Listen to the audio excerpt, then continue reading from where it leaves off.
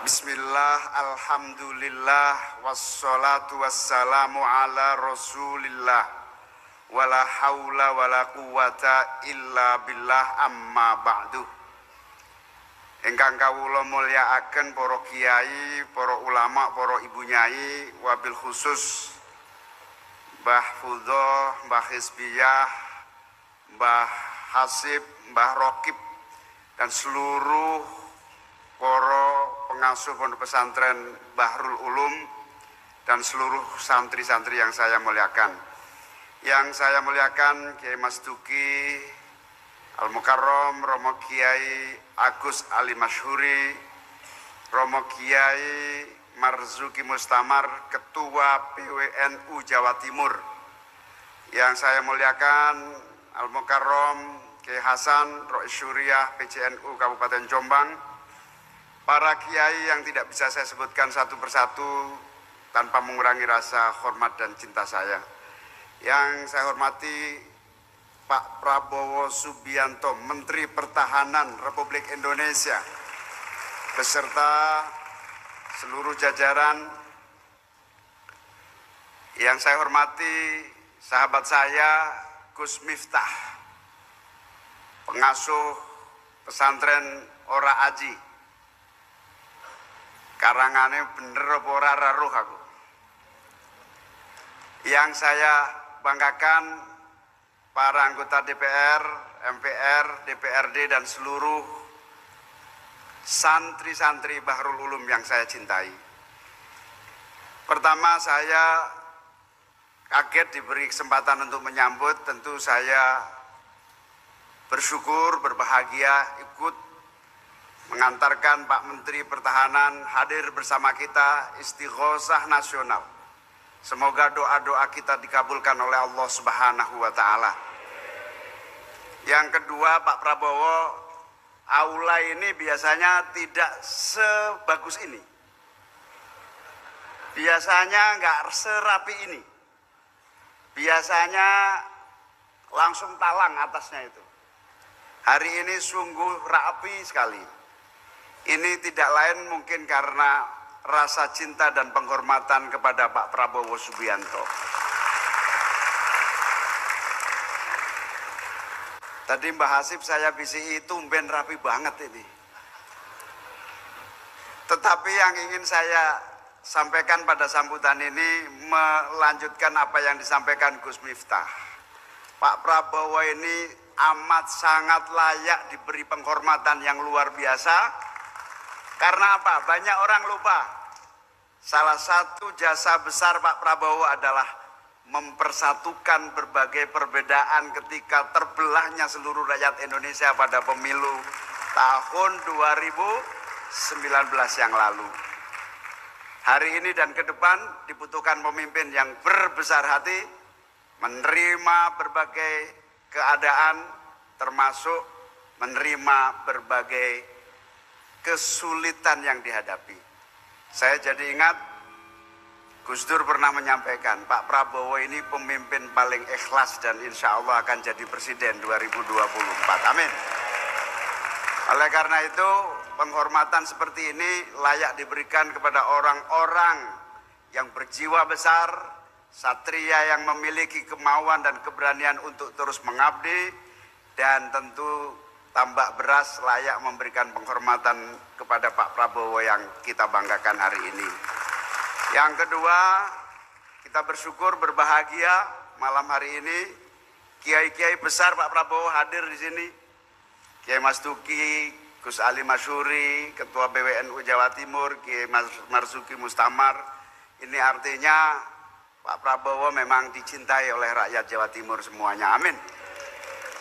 Dan tentu selamat kepada seluruh keluarga besar Pondok Pesantren Bahrul Ulum yang hari ini menjadi tuan rumah pelaksanaan istighosah nasional yang diikuti oleh alumni dan seluruh masyarakat dari berbagai daerah melalui virtual dan offline di tempat ini. Moga-moga keberkahan menyertai kita semua. Moga-moga kita semua diberi kesehatan oleh Allah Subhanahu wa Ta'ala, terus bisa menjaga dan memperkuat persatuan dan kesatuan bangsa untuk mewujudkan Indonesia baldatun thayyibatun wa rabbun ghafur, Indonesia yang adil, makmur dan sejahtera. Mekaten nyuwun ngapunten Mbah Hasib, matur nuwun atas undangan dan kesempatan ini. Wallahul muwaffiq ila aqwamit thoriq. Wassalamualaikum warahmatullahi wabarakatuh.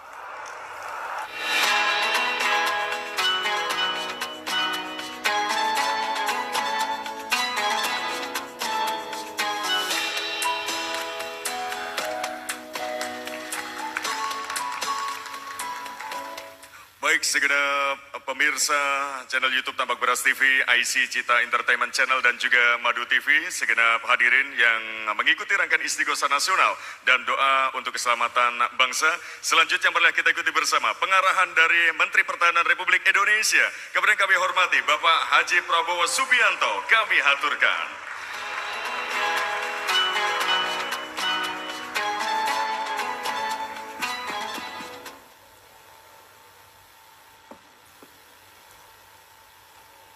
Bismillahirrahmanirrahim. Assalamualaikum warahmatullahi wabarakatuh.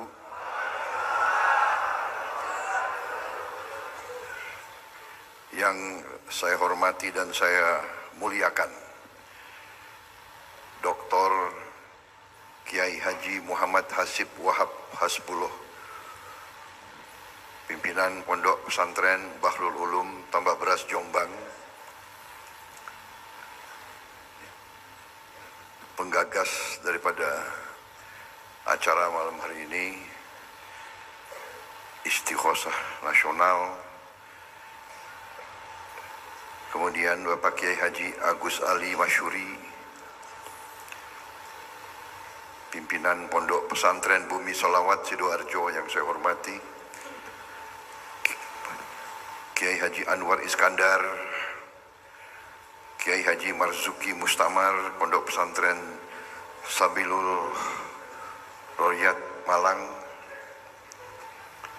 Kiai Haji Suyuti Toha, Pondok Pesantren Mansagul Hudah Banyuwangi, Ibu Nyai Mahfudah Wahab yang saya hormati dan saya muliakan,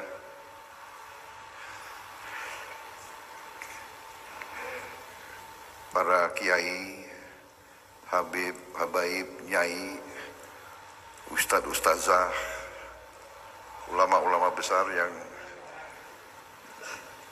saya hormati, saya banggakan, para tokoh-tokoh nasional yang hadir, terutama sahabat saya yang sekarang sudah menjadi kawan seperjuangan, Dr. Haji Muhaimin Iskandar, Wakil Ketua DPR RI, beserta rekan-rekan pimpinan dari MPR, DPR yang saya hormati, juga anggota DPR RI yang hadir, saudara-saudara sekalian, begitu banyak juga kiai-kiai, nyai-nyai juga yang hadir di sini, terutama juga tadi pembicara Gus Miftah Maulana Habibur Rahman. Kemudian saya bertanya kepada Sabil Bait, karena ini ada puluhan kiai-kiai khos, kiai, apakah saya bacakan semuanya? Tapi mungkin cukup saya sampaikan bahwa saya sangat terima kasih, saya sangat merasa dihormati, disambut demikian baik dan diberi kesempatan berbicara di majelis yang demikian terhormat ini. Saudara-saudara sekalian, hari ini saya telah keliling dalam rangka memang tugas saya sebagai Menteri Pertahanan,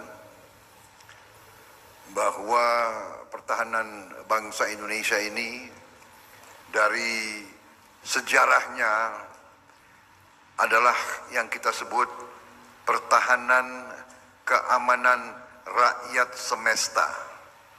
Jadi bangsa ini adalah bangsa yang mendapatkan kemerdekaannya melalui perjuangan lama, melalui perjuangan sangat lama, pengorbanan fisik, pengorbanan darah, keringat dan air mata. Kita merdeka bukan karena hadiah dari bangsa lain. Kita merdeka karena kita rebut kembali kemerdekaan kita. Kita rebut kembali.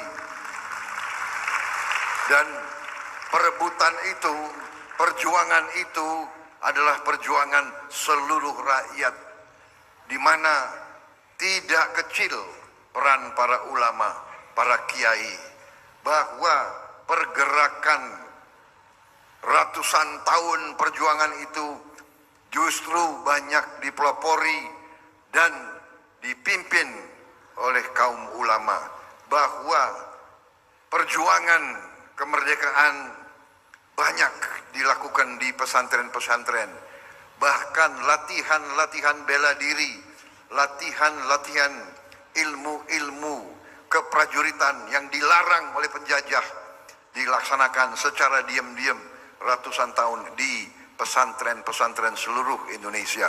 Itulah peranan daripada perjuangan kita. Itulah pertahanan kita. Pertahanan kita mungkin tidak sama dengan pertahanan negara-negara lain. Pertahanan kita adalah pertahanan rakyat semesta.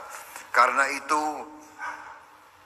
sangat wajar dan sangat normal manakala tentara itu selalu dekat sama ulama dan sama pesantren.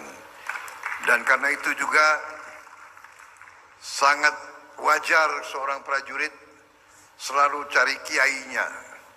Karena prajurit itu kalau masih muda itu sering dikirim ke daerah perang. Memang menjadi prajurit itu waktu masuk kita disuruh teken. Tekennya itu teken mati. Jadi kita dari hari pertama sudah ditanya, Anda siap? Anda siap jiwa dan raga? Coba tanda tangan. Jadi istilah kita itu teken mati. Jadi kita dari muda kita sudah siap. Jiwa dan raga kita persembahkan kepada bangsa dan negara dan rakyat kita. Tapi ya sebagai prajurit muda begitu mau dikirim, reaksi kita pertama cari kiai. Kita minta didoakan. Ini lazim di mana-mana seluruh Indonesia. Jadi kalau ada seorang tentara, mungkin juga polisi yang selalu mencari kiai, cari ulama, itu wajar.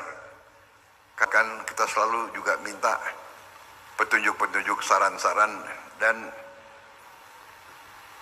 banyak juga kiai-kiai kita yang punya kemampuan-kemampuan yang mungkin tidak dimiliki oleh manusia biasa. Di antara kiai-kiai besar yang saya kenal, ya Gus Dur lah salah satu. Juga banyak juga kiai-kiai yang saya kenal, Kiai Haji Jalil dari Tulungagung, almarhum. Beliau juga punya kemampuan-kemampuan yang khusus. Mbah Lim dari Klaten, Mbah Lim Klaten juga seorang yang saya kenal baik. Kadang-kadang cerita-ceritanya lucu-lucu. Kalau datang ke rumah saya, kemudian ya lucu-lucu, datang, Mas Bowo, ini sepatunya saya bawa ya. Dan datang ambil sepatu saya, sudah pergi. Ya itulah orang-orang seperti Mbah Lim. Satu saat saya Komandan Jenderal Kopassus mau upacara di Solo, Kartusuro. Saya irup, saya datang, tapi gelap, awan gelap, sudah rintik hujan datang. Padahal ada demonstrasi dan latihan terjun payung. Tapi gelap. Kemudian datang kendaraan, keluar Mbah Lim. Keluar Mbah Lim, datang. Saya mau masuk lapangan, datang, panggil saya, Mas Bos. Kemudian beliau berdiri, berdoa-doa dan sebagainya, saya tidak tahu apa doanya. Percaya atau tidak, ini saya, percaya atau tidak, saya saksinya dan ribuan prajurit Baret Merah. Percaya atau tidak, yang gelap itu awan, gak sampai 2 menit, terang, hujan berhenti, kemudian ya sudah ya Mas Bowo, saya pulang, langsung pulang. Jadi datang 2 menit, 3 menit, berdoa, pulang, terang, akhirnya prajurit-prajurit saya bisa terjun dengan aman. Ini masalah-masalah yang pernah saya alami dengan kiai-kiai, ulama-ulama yang seperti itu. Juga ada suatu saat Gus Dur, saya juga kebetulan mungkin termasuk dekat sama Gus Dur.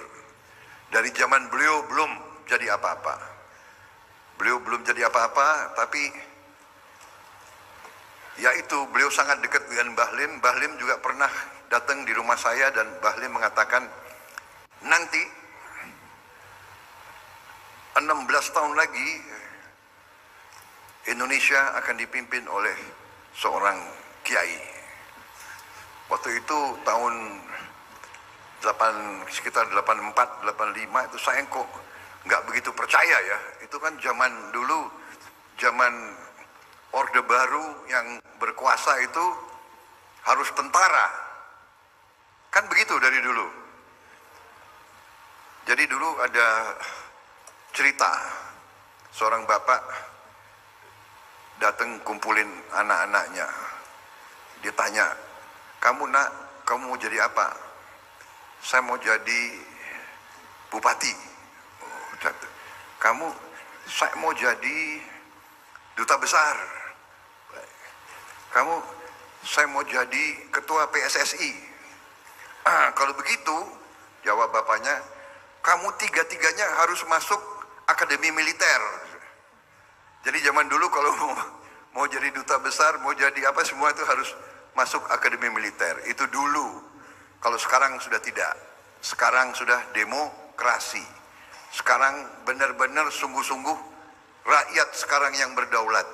Rakyat yang akan memilih pemimpin-pemimpinnya.